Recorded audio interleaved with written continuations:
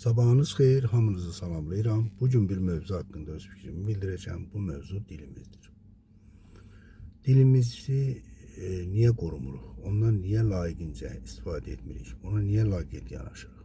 Bu mesele beni uzun müddətli narahat edir. Tabii ki bu sadece belə deyək, bunu şirketlərdə veya idarələrdə, mağazalarda veya sair bunu rastlamırıq. Bunu demək olar ki, hayatımızın her sahəsində dilimizə laqeyd münasibətlə qarşılaşırıq.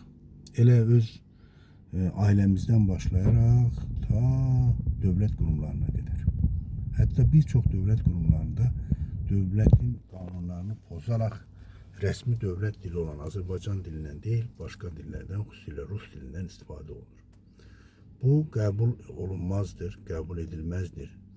Bu çok pistir. Çünkü bir milleti yaşadan onun dilidir.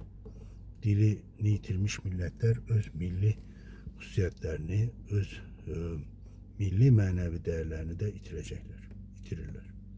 Bunun dünyada çok nümunələri də var. Dilimiz çok güzeldir. Bizim dilimiz kimi güzel dil dünyada çok az. Bəs bu niye onda bu güzelliği korumuruq? Bu dilimize karşı dediğim kimi belə laqeyd yanaşırıq.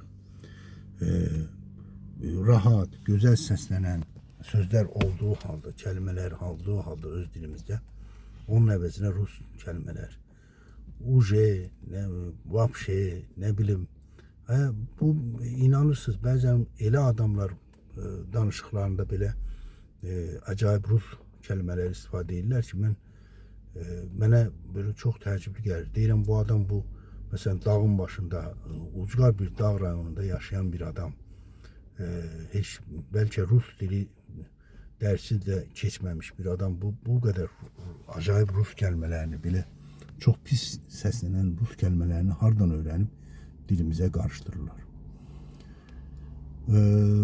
Adi danışığımızda, yani dost, tanışla danışında bəzən hətta belə bir məsələ ilə rastlaşıram mən, belə hadisələ. Məsələn, mən Azərbaycan dilində danışmağa çalışıram ki, öz dilimizi koruyum ve xarici kelimeler öz danışımızda istifadə etmeyeyim. Amma bəzən məsələn birisine ünvan başa salıram, öz dilimizde tabii.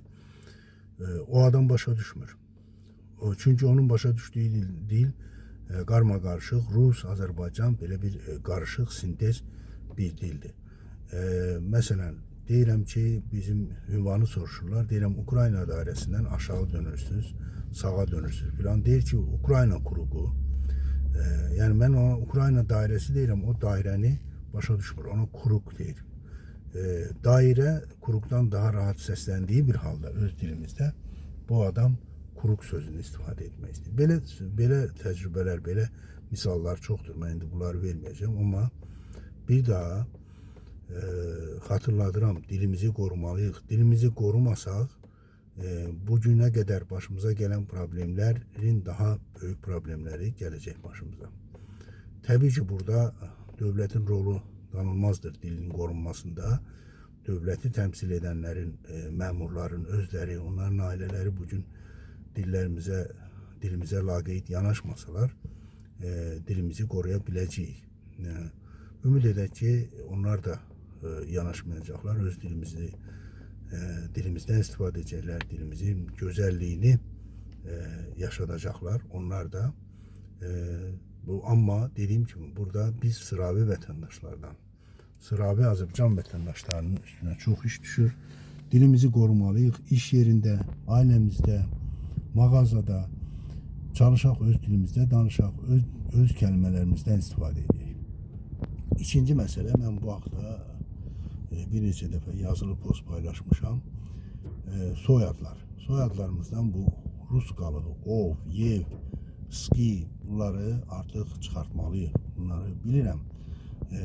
Hükümet kurumlarında, mesela bu qeydiyyat organlarında vətəndaşlara bu barədə çətinlik yaradırlar. Bəzən onlar insanları məcbur edirlər ki, soyadlarda ov, yev qalsın, ama siz onlardan tələb edin. Onların çünkü hakkı yoktur.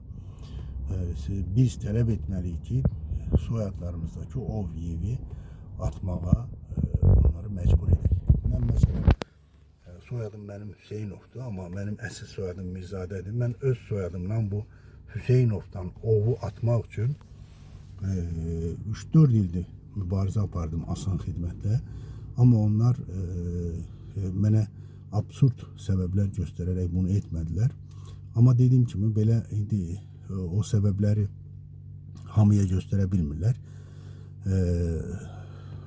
Dediyim kimi çalışın. Məsələn ki, uşaqlarınız, yeni doğulan uşaqlarınızda onların ad soyadlarını yazarkən Rus soyad sonluqlarından ov, yev, ski bunlardan istifadə etməyin.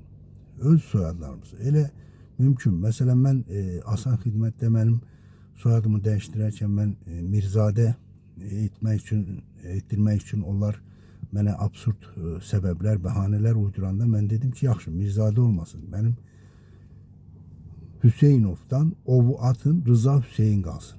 Yəni mənim tələbim ov, yev, bu Rus sonluqlarının soyadımda olmaması. Amma onlar bunu da etmədilər. İndi dediyim kimi bu bir münfərid bir hadisədir. Yəni bir hamı üçün bu keçərli deyil. Amma siz tələb edin ki, ad soyadınızdan o Rus sonluqları olmasın. Dilimizi qorumalıyıq, kimliyimizi qorumalıyıq. Xarici ölkələrə çıxanda xarici vətəndaşlar bilməlidirlər ki, biz Azərbaycanlıyıq, biz Rus artıqları deyilik.